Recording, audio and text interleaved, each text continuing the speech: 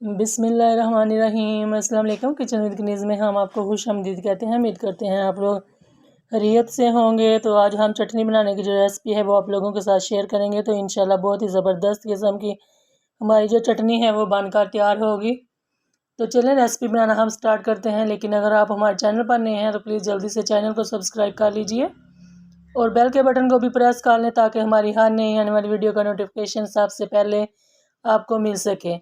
तो चलिए recipe start करते हैं। यहाँ पर हमने मशीन का जग ले लिया है और ये हमारे पास नारदाना है। नारदाना 3 टेबलस्पून मैंने लिया है।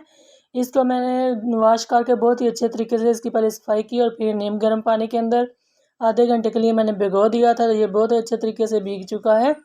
इसे हम अपने जग के अंदर शामिल कर लेते हैं। और यहाँ पर ये किशमिश है, इसको भी मैंने साफ़ करके वॉश करके ये भी डाल दिया है। ये तकरीबन 1.5 टेबलस्पून थी।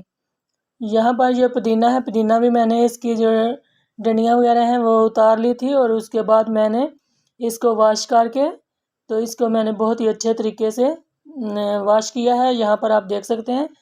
तो इसे हम ये अपने जग के अंदर डाल देते हैं और फिर इसके बाद हमारे पास जो है सब्ज़ धनिया है।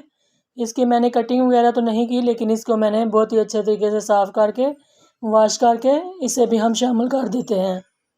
क्योंकि ये बहुत ही नरम होता है तो इससे ज़रूरत नहीं होती कटिंग करने की, ऐसे भी ये चल जाता है। यहाँ पर मसाले डाल लेते हैं। यहाँ पर ज़ीरा हाफ़ टी स्पून शामिल कर लेते हैं और इसके बाद हम हाफ़ टी स्पून ही इसके अंदर नमक का शामिल कर लेते हैं। और यहाँ पर हम इसके अंदर बाकी की जो चीज़ें हैं वो भी शामिल कर लेंगे। तो हम इसके अंदर ब्लैक पेपर जो है वो शामिल करेंगे हाफ़ टी स्पून। और फिर इसके बाद हम इसके अंदर जो चीज़ शामिल करेंगे सिरका है वाइट, ये 1 टेबलस्पून इसके अंदर जाएगा। इससे इसका फ्लेवर भी बहुत अच्छा रहेगा और कलर भी बहुत ही अच्छा सा बरकरार रहेगा, चटनी का ख़राब नहीं होगा। और इसके अंदर 3 टेबलस्पून जो पानी है ये हम शामिल कर लेंगे। अगर आपको लगे कि थोड़ा सा पानी और शामिल कर लेना चाहिए तो आप कर सकते हैं। तो इसे हम बहुत ही अच्छे तरीके से ब्लेंड कर लेंगे। तकरीबन आपने 1.5-2 मिनट के लिए इसे ब्लेंड करना है ताकि इसके अंदर जो नारदाना है वो अच्छा सा ग्राइंड हो जाए। और फिर इसे हम अपने बर्तन के अंदर वापस निकाल लेंगे।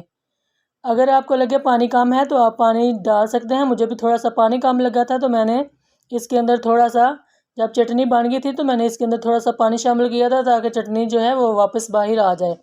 तो आप देख सकते हैं मैंने चम्मच की मदद से आपको दिखाया है कि चटनी कितनी ज़बरदस्त बनकर तैयार हुई है। ये बहुत ही मज़े की चटनी बनकर तैयार होती है। आप अपने घर में ज़रूर इसे ट्राई कीजिएगा। इसी तरीके से अगर आप बनाएंगे तो आपकी चटनी भी ज़बरदस्त बनेगी। वीडियो अच्छी लगे तो ज़्यादा से ज़्यादा शेयर किया करें, लाइक किया करें अपनी फैमिली के साथ, अपने दोस्तों के साथ। और एक प्यारा सा कमेंट ज़रूर कीजिएगा और हमें दुआओं में याद रखिएगा। अपना बहुत सारा ख्याल रखिएगा। तो अगली वीडियो तक के लिए किचन विद कनीज़ को इजाज़त दीजिएगा। अल्लाह हाफिज़।